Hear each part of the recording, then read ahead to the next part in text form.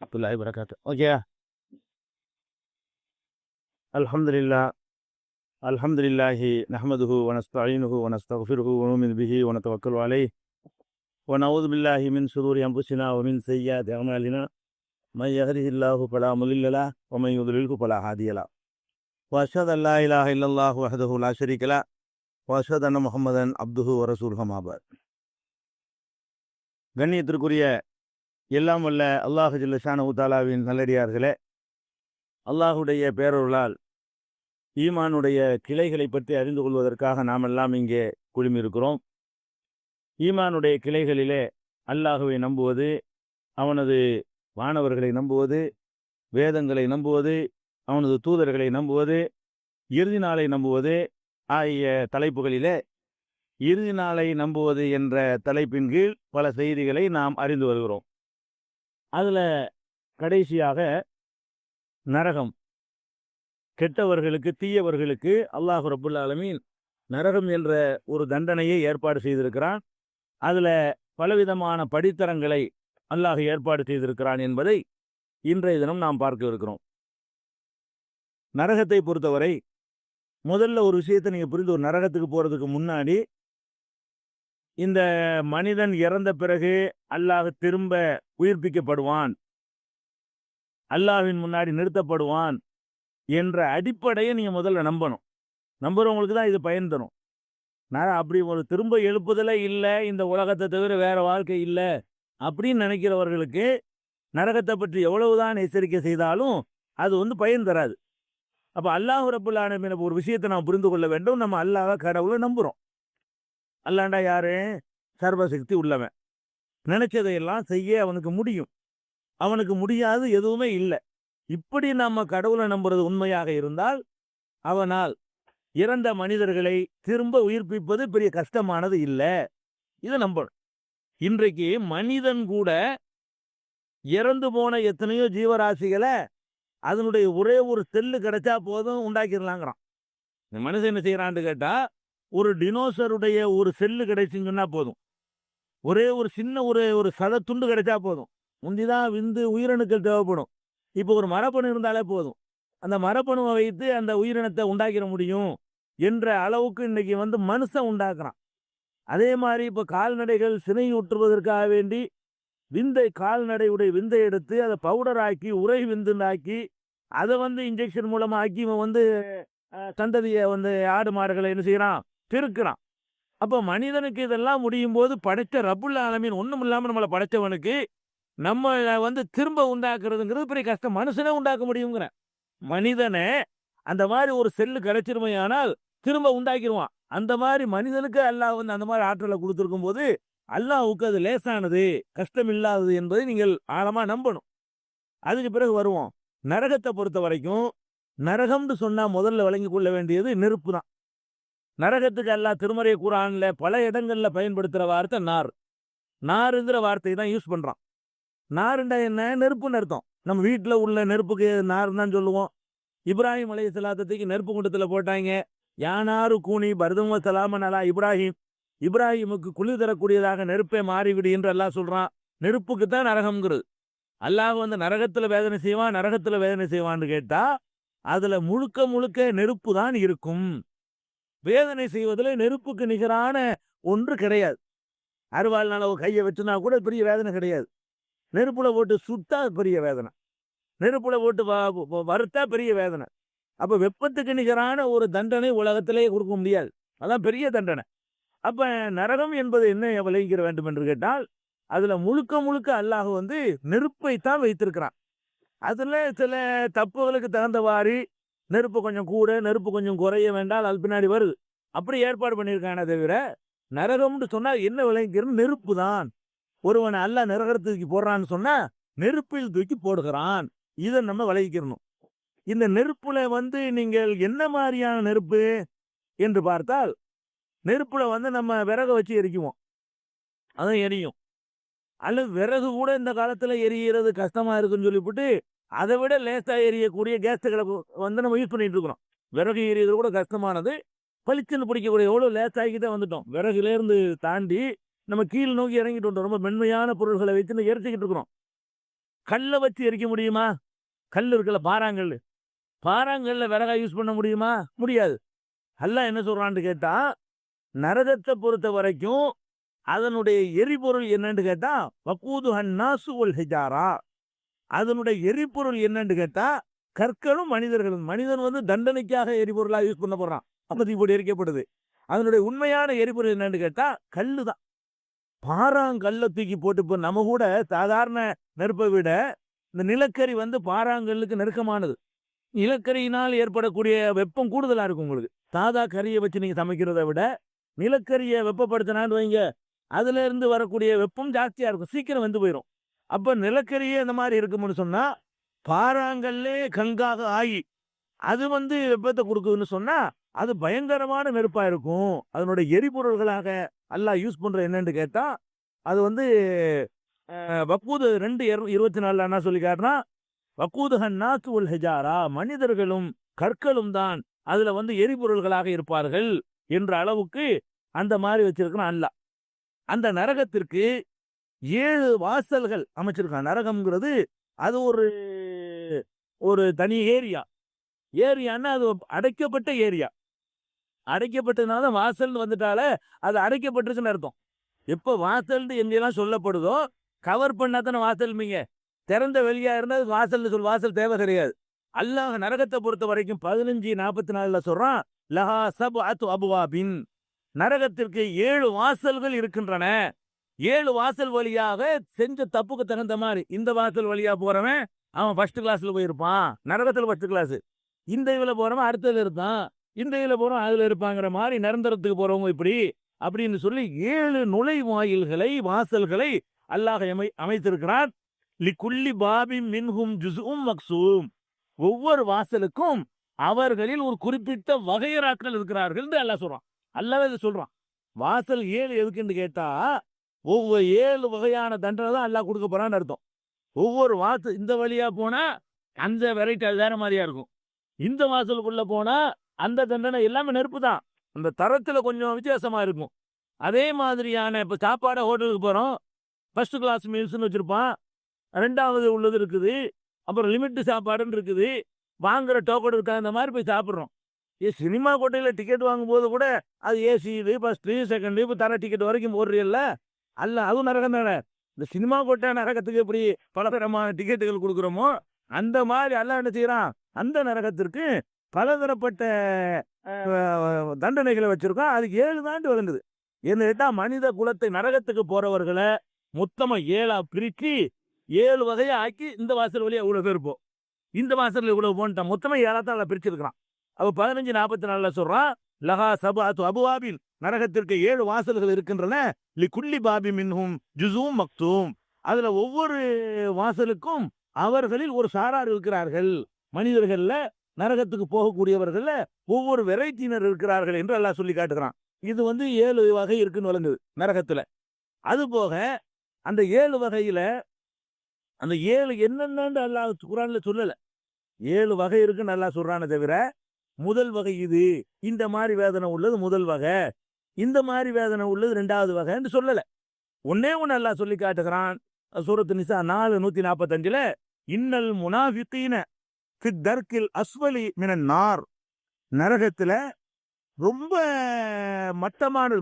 நரகத்துல மட்டம்னா தண்டனையில டாப்புன்னு அர்த்தம். நரகத்துல மட்டம்னு சொன்னோம்னா வேதனையில அதிகம் அர்த்தம். அப்ப நரகத்துல வந்து இந்த ஃபர்ஸ்ட் கிளாஸ் வாங்குறவன் யாருன்னு கேட்டா முனாஃபிகீன்கள் அப்படின்னு நல்லா சொல்லி காட்டுறான். அவர்கள் முனாஃபிகீன்கள் ஃபி தர்கில் அஸ்வலி மினன் நார், நரகத்திலே மட்டமான தரத்தில் இருப்பார்கள் என்று அல்லாஹ் சொல்லி காட்டுறான். அப்ப இந்த அல்லாஹ்வை நிராகரிக்கிறவனை விட அவன் கூட அவனை கீழே வந்துருவானாம். அல்லாஹ்வை நிராகரிக்கிறானே அவன், அல்லாஹ்வுக்கு இணை வைக்கிறானே அவன் எல்லாம் கூட இதுல வரமாட்டான். இந்த 7ல ஒரு வெரைட்டி நல்லா தெரியுது. முதல்ல கொண்டு தள்ளப்படுற ஆள் யாருன்னு கேட்டா 2 வேஷம் போடுறான்.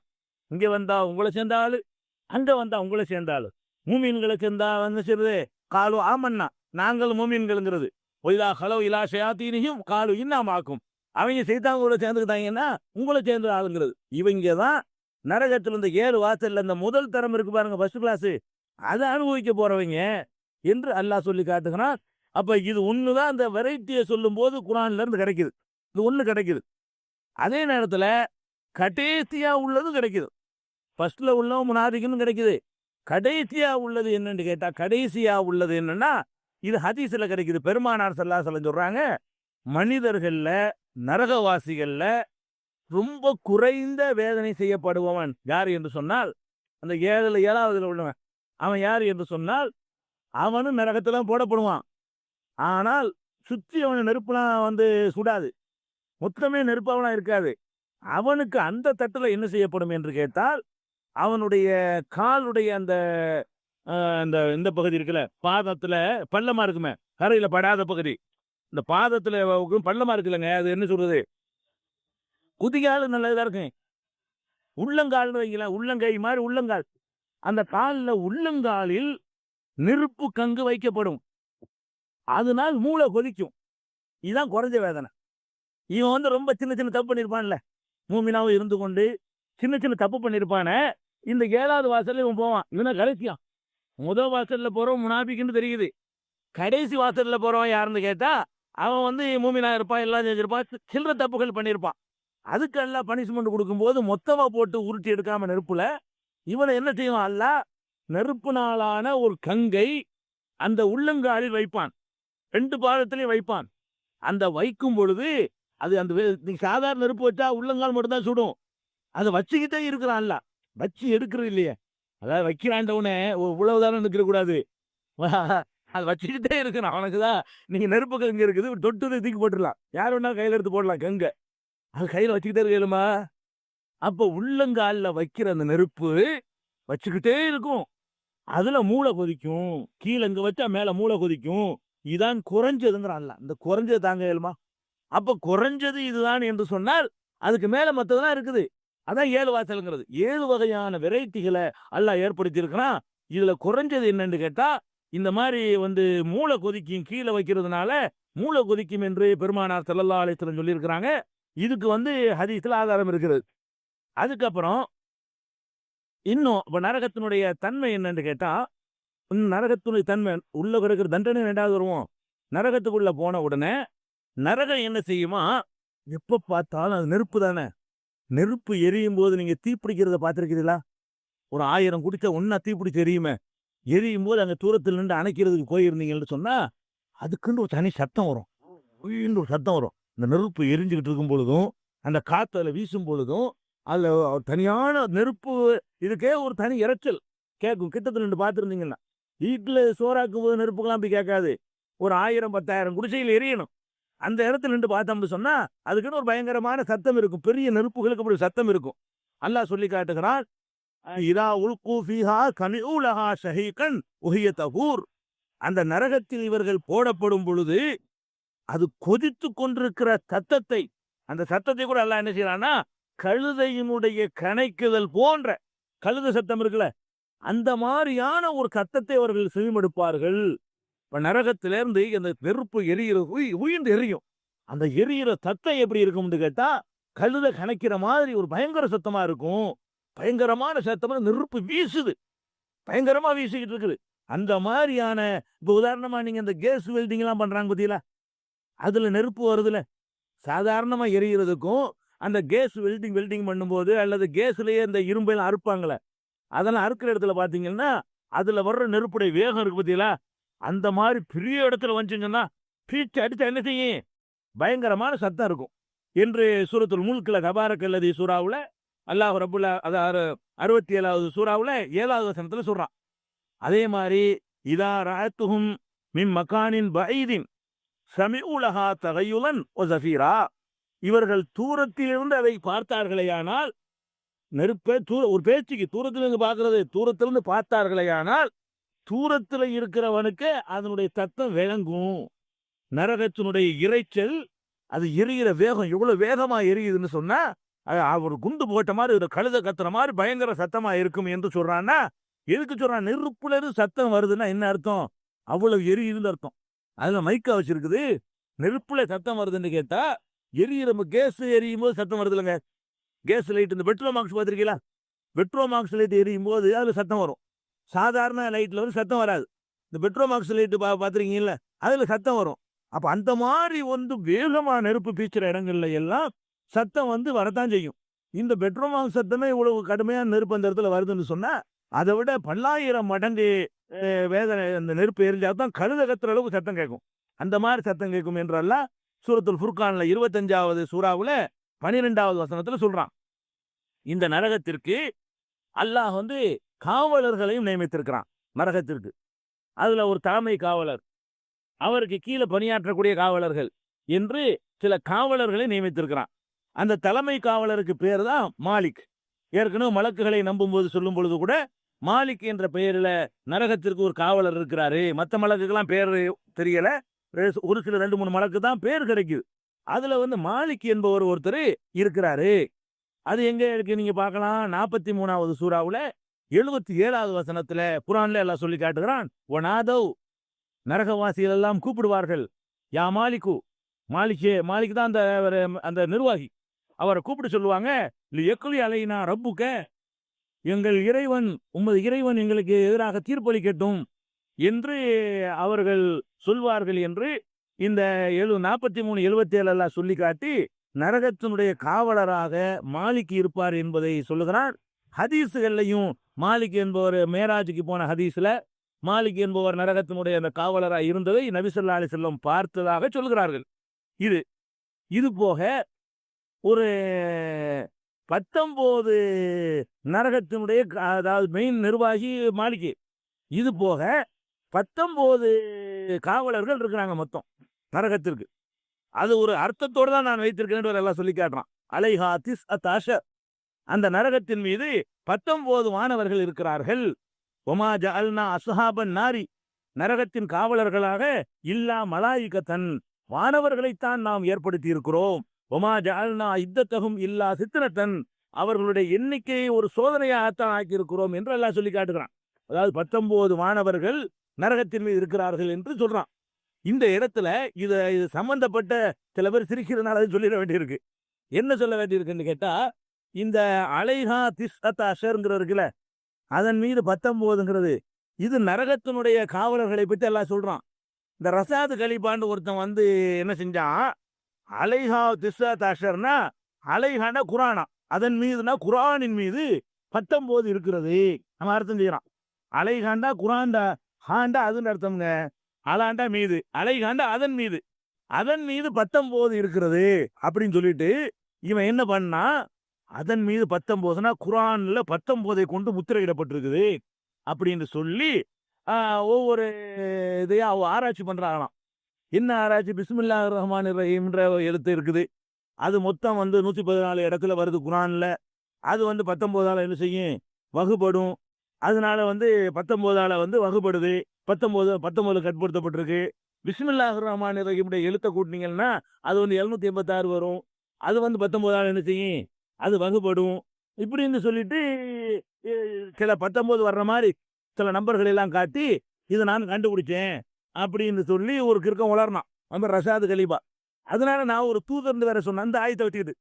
அலைஹா திஸ்அத் அஷர்ங்கிறது அதன் மீது 19 வருதுல, இது வந்து சிம்பிளா உங்களுக்கு சொல்வதா இருந்தால், அரபு மொழியை பற்றி கடுகு அளவு கூட அறிவில்லாதவனால அந்த வாதத்தை செய்ய முடியும்.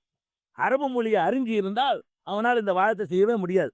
அது என்ன அடிப்படைன்னு கேட்டா, குர்ஆன் இருக்குல்ல, ஒரு அரபு மொழியில மனிதனை வந்து ஆணு பெண்ணுன்னு பிரிச்சிருக்கிறோம். மனிதனை வந்து ஆணு பெண்ணுன்னு பிரிச்சிருக்கிறோம். வேற பொருள்களை வந்து நீங்க ஆணு பெண்ணுன்னு பிரிக்கல.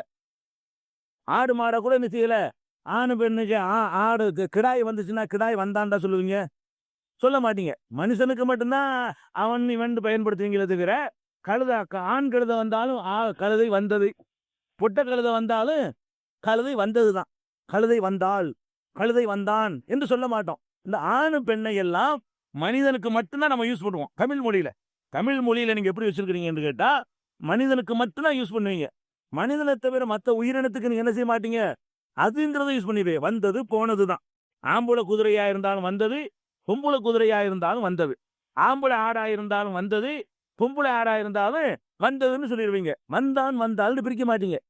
அதே மாதிரி வேற பொருள், இந்த டேப்பு, இந்த மைக்கு, இந்த சட்டை, இந்த பேனா, தொப்பி, கர்ச்சிப்பு, இதுகளை பேசும்போது என்ன செய்வீங்க, ஆணு பெண்ணா யூஸ் இது பண்ணீங்க. கண்ணு வலிக்குதுன்னு சொல்லுவீங்க, கண் வலிக்கிறான்னு சொல்ல மாட்டீங்க. நீங்க பேசும்பொழுது கண்ணு வலிக்குதுன்னு சொல்லுவீங்களா, வலிக்கிறான்னு சொல்லுவீங்களா? வலிக்குதுன்னு தான் சொல்லுவீங்க. அதுக்கு வந்து அவன், இவன்னு சொல்ற வழக்கம் கிடையாது உங்க தமிழ் மொழியில. அரபு மொழியை பொறுத்த வரைக்கும் இந்த அதுங்கிற வார்த்தை பிரயோகம் கிடையாது. வந்தது, போனது, செத்தது, அது கிடையாது அரபில. அரபில எதை சொன்னாலும் ஒன்று ஆம்பளைய சொல்லணும், பொம்பளைய சொல்லணும். அரபில சொன்னா சூரியன் உதித்ததுன்னு அரபில சொல்லவே இயலாது. அரபில எப்படி சொல்லணும்? சூரியன் உதித்தான் என்று சொல்லணும், இல்லாட்டி உதித்தாள் என்று சொல்லணும்.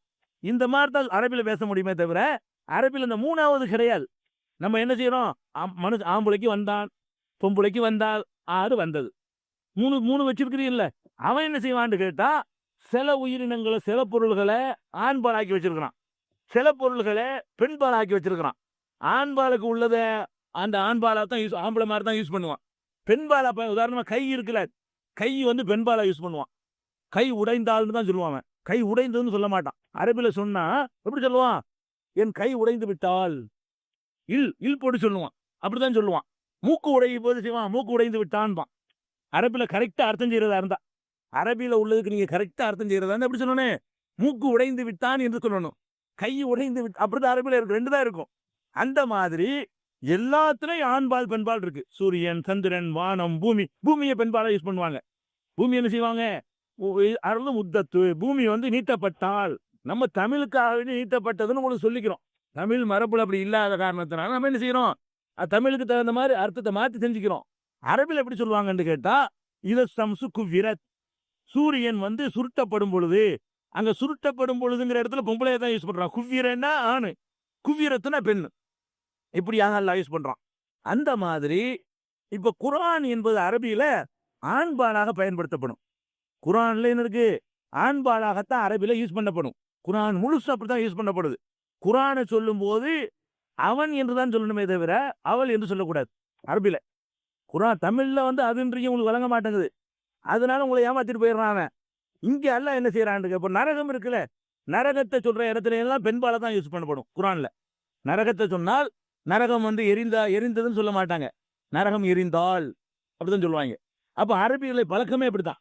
அப்ப நரகம் என்பது பெண்பாலு, குர்ஆன் என்பது ஆண்பாலு. இந்த இடத்துல அலைஹாண்டு வருது. அலைஹாண்டு அதன் மீது, அலைஹீன்னா அதன் மீது. அலைஹி என்பதை ஆணுக்கு சொல்லணும், அலைஹா என்பதை பெண்ணுக்கு சொல்லணும். இப்ப ரலியல்லாஹு அன்ஹும்பிங்க ஆம்பளைக்கு, ரலியல்லாஹு அன்ஹாம்பிங்க பொம்பளைக்கு. ரலியல்லாஹு அன்ஹுன்னா அவரை புரிந்து கொள்வானாக, ரலியல்லாஹு அன்ஹாண்டாலும் அவரை புரிந்து கொள்வானாக தான். ஆனா அதுக்கு என்ன அர்த்தம்? ரலியல்லாஹு அன்ஹுண்டு போட்டா இது ஆம்பளை, ரலியல்லாஹு அன்ஹாண்டு போட்டா இது பொம்பளை, வழங்கிக்கிறீங்க. அதே மாதிரி அலைஹின்னு போட்டா ஆம்பளை, அதன் மீது இருந்து அர்த்தம் செய்யணும். அலைஹான்னா பொம்பளை, அதுக்கு அதன் மீது இருந்து அர்த்தம் செய்யணும். இப்ப குர்ஆனை இது குறிக்குமையானால் அலைஹா என்று சொல்லவே முடியாது இலக்கணப்படி. எப்படி சொல்லணும்? அலைஹின்னு தான் சொல்லணும். ஆம்பளைக்கு உள்ள வார்த்தை தான் யூஸ் பண்ணணும். அல்லாஹ் என்ன செய்யறாங்க? நரகத்தை பத்தி பேசிக்கிட்டு வந்துட்டு அலைஹா, நரகத்தின் மீது தான் சொல்ல முடியுமே தவிர குர்ஆனின் மீது என்று சொல்லவே முடியாது. ஏன்னா குர்ஆன் வந்து ஆண்பால் அரபியில, நரகம் என்பது அரபு மொழியில பெண்பால். அப்ப அலைஹா என்பது வந்து நரகத்தை தான் குறிக்கும் என்பதுல கடுகு அளவு கூட சந்தேகம் கிடையாது. இந்த அறிவு கூட அந்த ஆளுக்கு இல்லாம அலைஹான்னா குர்ஆன்ல 19 இருக்குது, 19 அடங்கி இருக்குன்னா. ஆனா 19ல வகுப்படுற நம்பர் இருக்கிற மாதிரி 18ல வகுப்படுற நம்பரா ஒரு 1000 நான் எடுப்பேன். 17ல வகுப்படுற மாதிரியா சிலது அதில் வரும். 15ல வகுப்படுற மாதிரியும் இருக்கலாம். எந்த நம்பர் வேணாலும் இருக்கலாம். ஒரு பெரிய ஒரு புஸ்தகத்துல 19ஆல் வகுப்படுறதா ஒரு 100 காட்டுனா 18ஆல் வகுப்படுறதா ஒரு 100 காட்ட முடியும். 17ஆல் வகுப்படுற மாதிரி ஒரு 100 எடுத்து காட்ட முடியும். 16ஆல் வகுப்படுற மாதிரி ஒரு இப்படிலாம் இருக்கும். இந்த கிறுக்க என்ன 19 வகுப்புலாம் எடுத்து வச்சுக்கிட்டு இதை நான் தான் கண்டுபிடிச்சேன், குர்ஆன் 19 அப்படி அடங்கி இருக்குது, அதனால நான் ஒரு ரசூலா வந்துட்டேன் அப்படின்னு சொன்னான். அதுக்காக சொல்ல வரேன். இது எதை சொல்லுது? அலைஹா என்றால் நரகத்தின் மீது, 19 தான். இந்த 19 என்னன்னு விளங்குறதுக்கு தான் அதை தொடர்ந்து அடுத்த வசனத்திலேயே, இது 30வது வசனம், 74வது சூறாவுல 30வது வசனத்துல இது வருது. 31ல என்ன செஞ்சிடறான்னு கேட்டா, ஒமா ஜஅல்னா அஸ்ஹாபன் நாரி, நரகத்தின் காவலர்களை இல்லா மலாய்கத்தன், மலக்குகளாகத்தான் நாம் ஆக்கியிருக்கிறோம்னு சொல்லி அந்த 19 மலக்க பேசுறோம்னு சொல்லி போடுறான். அதை தொடர்ந்து இன்னும் சொல்றான், ஒமா ஜஅல்னா இத்தத்தகும், அவர்களது எண்ணிக்கையை. இந்த எண்ணிக்கை யாரை பத்தின எண்ணிக்கை? மலக்குகளை பற்றின எண்ணிக்கைன்னு வழங்குது. இல்லா பித்னத்தல் இல்லதீன கஃபரு, காவிர்களுக்கு ஒரு சோதனையாக நம்ம ஆக்கியிருக்கிறோம் அப்படிங்கிறத அல்லாஹ் சொல்லி காட்டுறான். அப்ப எதுக்கு சொல்றோம்னு கேட்டா, நரகத்துக்கு ஒரு ஒரு காவலாளரையும் போட்டு, அடிஷனலா வந்து ஒரு 19 துணை காவலர்கள் அவர்களையும் அல்லாஹ் நியமிச்சிருக்கிறான். ஏன் இதை நியமிச்சிருக்கிறான் என்பது நமக்கு தெரியவில்லை. அது அல்லாஹ்வுக்கு தான் தெரியும். இந்த நரகத்தினுடைய காவலாளர்களுக்கு மொத்தமாக ஒரு பேரும் குர்ஆனில் சொல்லப்படுகிறது. அந்த 19 காவலர் இருக்காங்கல்ல, அவங்களுக்கு மொத்தத்துக்கு ஒரு பேர். என்ன பேருன்னு கேட்டா ஜபானியா. அவங்களுக்கு என்ன பேரு? ஜபானியா என்று பேர். அதுல கூட இக்ரோ சூராவுல கூட வரும். அ அது ஒரு கொல் யது நாதியஹு சனது ஜபானியா. அவனுடைய சபையோரை அழைக்கட்டும், நாமும் நரகத்தின் காவலர்களை அழைப்போம் என்று அல்லாஹ் சொல்லி காட்டுறான். அப்ப சனது ஜபானியாங்கிறான, ஜபானியாண்டா நரகத்தின் காவலர்களா இருக்கிற மலக்குகளுக்கு ஒரு பேரையும் அல்லாஹ் கொடுக்குறான். ஒரு தலைவருக்கு பேரு மாலிக்கு, 19 பேருக்கு சேர்த்து பேரு ஜபானியா. அது மாதிரி இருக்கிறாங்கன்னு விளங்குது. அதே மாதிரி வந்து நரகத்தின் காவலர்கள் இருக்கிற இது வந்து 96:18 சூரத்துல் அலக்ல இருக்குது. அதே மாதிரி 40, 49 சொல்றான், கால அல்லதீன பின்னார், நரகத்திலே கிடப்பவர்கள் சொல்வார்கள், லி ஹசனத்தி ஜஹன்னம, நரகத்தினுடைய காவலர்களுக்கு சொல்வார்கள், உதுவு ரப்பக்கும் யுஹஃபிஃபு அன்னா யௌமன் மினல் அதாப், உங்கள் இறைவன்கிட்ட கேட்டு ஒரே ஒரு நாள் கொஞ்சம் லேசாக சொல்லுங்களேன், ரொம்ப கஷ்டமா இருக்குது என்று நரகத்திலே கிடப்பவர்கள் நரகத்தின் காவலர்களை பார்த்து புலம்புவார்கள் என்று அல்லாஹ் சொல்றான். இப்ப நரகம் என்பது 7 வாசல்களும் 7 தரங்களும் கொண்டது. அதுல சில பயங்கரமான நெருப்பெறி சத்தம் கேட்டு கொண்டிருக்கும். அதுக்கு ஒரு தலைமை காவலர் இருக்கிறார். அதுக்கு ஒரு 19 துணை காவலர் இருக்கிறாங்க. அவங்களுக்கு பேர் ஜபானியா. இதுகெல்லாம் நம்ம நம்ப வேண்டிய விஷயங்கள். சரி, ஒரு நெருப்பு இருக்குது. நெருப்பை எரிந்து கொண்டிருக்கும் பொழுது அதுல வந்து எதையாவது போட்டுக்கிட்டே இருந்தோம்னு வைங்க, போட்டுக்கிட்டே இருந்தோம்னு சொன்னா மேல சட்டியை வச்சு பற்றா நெருப்பு அணையாது. நெருப்பை எரிஞ்சுக்கிட்டு இருக்கும்போது மேல ஒரு சட்டியை வச்சு அதுல 1 லிட்டரை ஊத்தி, அப்புறம் இன்னொரு லிட்டரை ஊத்தி, இன்னொரு லிட்டரை ஊத்தினா நெருப்புக்கு கேடு வராது. நேரடியா நெருப்புல தூக்கி போட்டா, பெரிய நெருப்பு வச்சுக்கிட்டு விறகையே தூக்கி போட்டுட்டே இருக்கீங்களேன், அது பிடிக்கிறதுக்கு நல்ல அவகாசம் கொடுத்து அப்புறமேல இருந்தா தான் அது வந்து எரியும். பெரிய நெருப்பு எரிஞ்சிருக்கும் போது ஒரு 50 டன் விறகு கொண்டு போய் மேலே கொட்டினா அது எரியறதுக்கு பதிலா நெருப்பு அணைச்சி விட்டுரும். அப்ப இவங்க நம்புட்டு பிறகு கொண்டு போட்டு சீலு சலம்லாம் உருகி ஊத்தி அதில் நெருப்பு அணைஞ்சு போயிடாதா? அணைஞ்சா அவங்க கொஞ்ச நேரத்தில் வேதனை போயிருமே அப்படின்னு நினைச்சீங்களே. ஆனால் அல்லாஹ் என்ன சொல்றான்னு கேட்டா, அதையும் சொல்றான், குல்லமா ஹபத் ஜித்னாஹும் சைரா, அது அப்படி அணையவும் செய்யத்தான் செய்யும். என்னை தூக்கி போட்டு அப்படி உருகி ஊடும்போது அதுல வந்து அணைஞ்சிரும். அணைந்தால் உடனேயே நெருப்பை அதிகமாக்கி விடுவோம். அவன் உத்தரவுல அதிகமாக்குறவன் அல்ல. அப்படி அணைய அணைய நெருப்பு அதிகமாகி கொண்டே இருக்கும். அணையும் அதிகமாகும். அணை போட்டவன கொஞ்சம் அணையும், மறுபடி குல்லமா ஹபத், அது அணைகின்ற நேரத்தில் எல்லாம் ஜித். அப்ப வந்து என்னன்னு கேட்டா, போட்ட உடனே அது குறையவே செய்யாத ஒரு நெருப்பு. எத்தனை கோடி பேரை கொண்டே போட்டாலும் அது குறையவே குறையாது என்று அல்லாஹ் சொல்லி காட்டுகிறான். இது சூரத்துல் இஸ்ராவுல 17வது சூறாவுல 97வது வசனத்துல இருக்குது. இப்ப நான் நேற்று ஒரு ஹதீஸ்ல சொன்னோம், நரகத்திற்கு போறவர்கள் என்ன கணக்குல இருப்பாங்கன்னு கேட்டா 1000 பேருக்கு 1ங்கிற கணக்குல, 1000 பேருக்கு 999ங்கிற கணக்குல இருப்பாங்க நரகத்துக்கு போறாங்க. 1000க்கு 999ன்னா அவ்வளவு பேரை கொல்றா இருந்தா எவ்வளவு பெருசா இருக்கணும்? நரகம் பெருசா அவ்வளவு இருக்கணும். அது எப்படி எவ்வளவு பெருசா இருக்கும்? அது சைத்தையும் சொல்றான்ல. நரகம் எவ்வளவு பெருசுன்னு கேட்கறியா? 3 பேரை கொண்டு வைக்கணும்ல. அப்ப நரகம் எவ்வளவு பெருசு? நம்மள மட்டுமா ஜின்ன கொண்டு போய் போடணும், அப்புறம் சைத்தானை கொண்டு போய் போடணும், உணவு வைக்கணுமே. அதுக்கு அல்லாஹ் சொல்லி காட்டுகிறான். நரகத்தினுடைய அளவை சொல்லும் பொழுது முதலாவது சொல்றான், யௌம நகூலு லி ஜஹன்னம, நரகத்திற்கு நாம் சொல்லுவோம், ஹலிம் தலாத்தி, நிறைஞ்சித்தியா, போதுமான்னு கேட்போம். தக்கூடு ஹல்மிம் மசி, இன்னும் கொஞ்சம் இருக்குதான்னு நரகம் கேட்கும். அதாவது அல்லாஹ் சொல்லி காட்டுறான், இத்தனை 1000க்கு 999 போட்டுட்டு என்ன போதுமா என்று அல்லாஹ் கேட்பானா. நரகம் சொல்லுமா, தக்கூடு ஹல்மிம் மசி, இன்னும் ஏதாவது அதிகமாக இருந்தால் கொண்டாந்து போடுவேன் அப்படின்னு நரகம் சொல்லுமா. அப்ப எதுக்கு சொல்றேன்னு கேட்டா, இவ்வளவு பேரை கொண்டு போட்டாலும் அது என்ன செய்யாது? அணையாது. அதுக்கு பத்தாது, இன்னும் கேட்கும். அம்புட்டு மக்களையும் கொண்டு கொட்டினாலும் தாங்குற அளவுக்கு அது நெருப்பு இருந்து கொண்டு இருக்கும், அணைச்சிட முடியாது அப்படின்னு சொல்லி அல்லாஹ் ரப்புல் ஆலமீன் அதையும் சொல்லி காட்டுகிறான். அது போக இந்த வேதனையை அனுபவிக்கும் பொழுது என்ன பிரச்சனைன்னு கேட்டா, இப்ப வேதனை கடுமையா இருக்கு, எரிஞ்சு எரிஞ்சு. பொதுவா நெருப்புல உங்களை ஒரு ஆளை ஊத்திக்கு போட்டா என்ன செய்வாரு?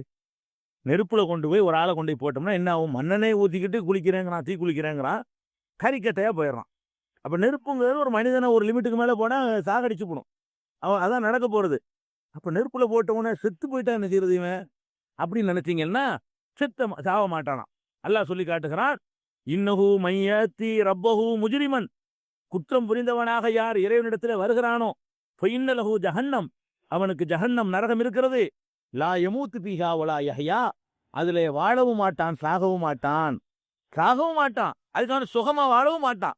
அதாவது சாவை நெருங்கிக்கிட்டு இருக்கிற மாதிரி இருக்கும், அந்த மாதிரியான ஒரு நிலையில இருப்பான். அதை விட வாழவும் மாட்டான் சாகவும் மாட்டான் என்று 20:74 சொல்லி காட்டுறான். 35:36 சொல்லி காட்டுகிறான், ஒல்லதீன கபரு லஹும் நாரு ஜஹன்னம், நிராகரிப்பவர்களுக்கு நரக வேதனை இருக்கு, நரக நெருப்பு இருக்கிறது, லா யுக்தா அலைஹிம் ஃபயமூத்து, அவர்கள் சாகும்படி முடிவு உத்தரவு போடப்படாது, ஒலா யுஹப்பபு அன்ஹும் மின் அதாபிஹா, வேதனை குறைக்கப்படவும் மாட்டாது, சாவும் வைக்க மாட்டான். வேதனை எல்லாம் சாவடிச்சிருவேன்னு கேட்பான், அது நடக்காது. சாவடிக்கிறதா? அதுக்கு அவனை எழுப்பியிருக்கு திருப்பி. சாவடிக்கிற உலகத்துல இருந்துட்டு வந்தாச்சு, சாகடிக்கவும் மாட்டேன், அப்படி லேத்தாக்கவும் மாட்டேன், போட்ட மாதிரியே தான் இருக்கு, லேத்தாக்குறதும் கிடையாது, சாகடிக்கவும் மாட்டேங்கிறான். அதே மாதிரி சூரத்துல் ஆலா, சப்பி ஹிஸ்ம ரப்பிக்கல் ஆலா என்ற சூறாவுல 87வது சூறா 13வது வசனத்துல, சும்மலாய மூத்து பீஹா வலா யஹ்யா, பிறகு அதிலே சாகவும் மாட்டான் வாழவும் மாட்டான் என்று அல்லாஹ் சொல்லி காட்டுகிறான். அதே மாதிரி 14:17 சொல்றான், சாவின் விளிம்பை எட்டி விட்டு சாவ மாட்டான். சாவ மாட்டான்னா சாவுறது விளிம்பு வரைக்கும் போவான், சாவ மாட்டான். அல்லாஹ் சொல்லி காட்டுகிறான், ஒயத்தீகில் மௌத்து மின் குல்லி மகான், ஒவ்வொரு இடத்திலிருந்தும் அவனுக்கு மௌத்து வந்து கொண்டே இருக்கும், மௌத்து நெருங்கும், ஆனால் ஒமா ஹுவ பிமையித்தின், சாவ மாட்டான். மௌத்து வரும் ஆனா சாவ மாட்டான்னு சொல்லி, அப்ப மௌத்துடைய அளவுக்கு அந்த வேதனை இருக்கும். வேதனை எவ்வளவு கடுமையா இருக்கும்னா, சாகடிக்கிறதுக்கு எவ்வளவு நெருப்புல போட்டு செய்யணுமோ அப்படி வரும், சாவ மாட்டான். அது எப்படி சாவ மாட்டான் என்று கேட்டால், அதுக்கும் அல்லாஹ் சொல்லி காட்டுறான். என்ன செய்யறான்னு பாருங்க. அல்லாஹ் ரப்புல் ஆலமீன், தோல் தான் கருவும், தோல் கருவுன உடனே புது தோல், உடனே என்ன செய்வான் அல்லாஹ், புது தோல் மாத்திட்டே இருப்பானா.